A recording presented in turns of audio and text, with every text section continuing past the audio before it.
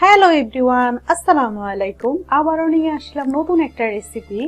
আজকের recipe frozen করা মাংস আমরা কিভাবে একদম তাজা মাংসের টেস্টিতে রান্না করতে পারি। অনেক সময় দেখা যায় যে আমাদের ফ্রিজে অনেক দিন যাবত মাংস থাকে, সেটা খাসির মাংস হোক আর অথবা গরুর মাংস হোক। মাংসটা রান্না করার পরে কিন্তু ওই তাজা মাংসের টেস্টিটা পাওয়া যায় না। আমি আজকে একটা একদম ছোট্ট একটা সিম্পল টেকনিক দেখিয়ে দিব, যে টেকনিকটা অবলম্বন করলে বা যে টিপসটা অবলম্বন করলে আপনারা কিন্তু তাজা মাংসের টেস্টটা পাবেন। তো কথা না বাড়িয়ে চলুন মূল রেসিপিতে চলে যাই, কিভাবে আমি এত সুস্বাদু এই কষা মাংসটা করলাম, যেটা টেস্ট হুবহু একদম তাজা মাংসের মতোই। প্রথমে আমি এখানে একটা কড়াই দিয়ে দিলাম পরিমাণ মতো তেল।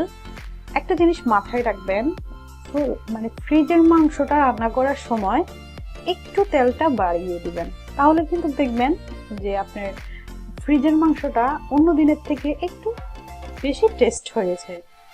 তারপরে আমরা পেঁয়াজ কুচি আর মরিচ কুচিটা হালকা ব্রাউন করে নিব, এতে আপনার যে কোনো তরকারির লুকটা ভালো আসবে, মানে খুবই সুন্দর লুক আসবে। তারপরে এখানে দিয়ে দিলাম আমি আদা বাটা, রসুন বাটা, জিরা বাটা। আমি এটা বাটা দিয়েছি, আপনারা চাইলে এটা ব্লেন্ডারে ব্লেন্ড করে নিতে পারেন, কোনো প্রবলেম নেই। তারপরে যখনই একটু ব্রাউন হয়ে যাবে তখনই আমি বাদাম বাটা দিয়ে দিব। তবে আমি একদম কাঁচা বাদাম দিব না, আমি হালকা তেলে বাদামটাকে বেটে নিব। সেক্ষেত্রে বাদামের যে একটা সেন্ট আছে সেটা খুবই ভালো আসবে। তারপরে একটু পানি দিয়ে দিলাম যেন খুব মাংসটা পুড়ে না যায়। যখনই বাদাম থেকে তেলটা বের হয়ে যাবে তখনই দিয়ে দিব লবণ, দিয়ে দিলাম হলুদ গুঁড়া, তারপরে দিয়ে দিব লাল মরিচের গুঁড়ো। আপনারা যে যেমন ঝাল খান ওই ঝাল খাওয়া অনুসারে মরিচের গুঁড়োটা ব্যবহার করবেন।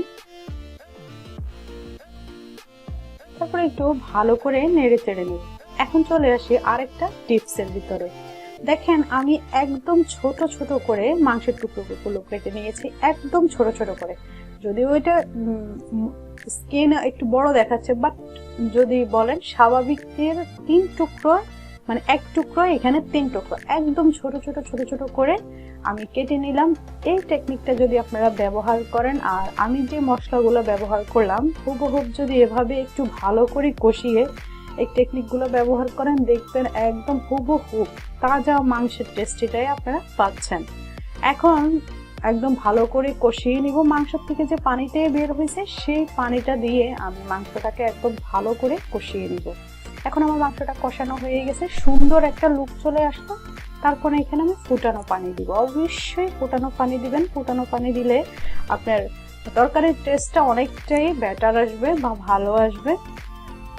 যেহেতু এটা অনেক ছোট ছোট করে কাটা, সেক্ষেত্রে আমার পানি বেশি দেওয়া লাগবে না। জাস্ট মাংসের থেকে সামান্য একটু উপরে বা হাফ ইঞ্চি উপরে করে পানি দিয়ে আমি এটা ঢাকনা দিয়ে ঢেকে 40 মিনিটের মতো রান্না করলাম। তারপরে রান্না পরে মোটা মোটা করে, এখানে আরেকটা টিপস, যে কোনো মাংস রান্নার পরে একটু মোটা করে একটা কাঁচা পিস কেটে দিবেন, দেখবেন মাংসটা আরো দারুণ লাগতেছে। আর এখানে আমি সর্বশেষ যেটা দিয়ে দিলাম সেটা হলো লং, এলাচ, দারচিনি।